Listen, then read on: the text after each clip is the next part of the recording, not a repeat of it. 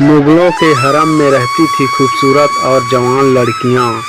बादशाह के अंदर जाते ही मुगलों के शाही हरम हमेशा से ही चर्चा का विषय बना रहा है।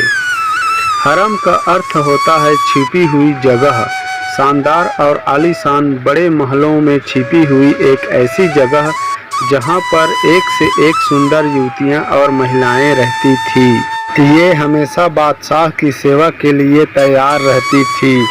ये एक ऐसी जगह होती थी जहां पर बादशाह के अलावा कुछ खास लोगों का जाना ही होता था। हर कोई यहाँ नहीं जा सकता था। जैसे ही बादशाह अंदर जाते तो कोई बादशाह के पैर दबाने लगती तो कोई उसका बदन दबाने लगती।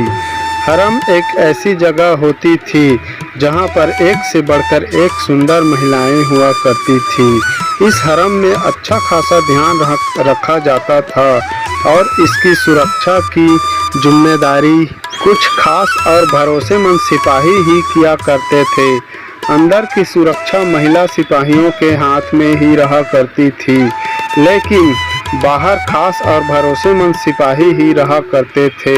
कहते हैं कि बादशाह अकबर के हरम में लगभग 5000 से ज़्यादा दासियां रहा करती थी। इनमें से कुछ सैकड़ों के साथ ही अकबर के संबंध बन पाए थे।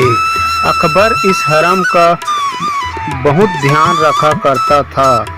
इस हरम के अंदर जाने के लिए औरतों का चुनाव हुआ करता था।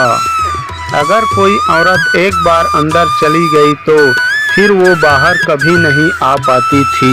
वो बाहर केवल अर्थी में ही आती थी। अबुल फजल ने आईनाए अकबरी में लिखा है कि इस हरम की कोई भी बात बाहर नहीं जाया करती थी।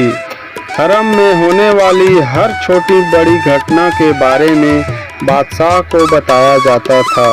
बादशाह हरम का अच्छा खासा ख्याल रखा करते थे।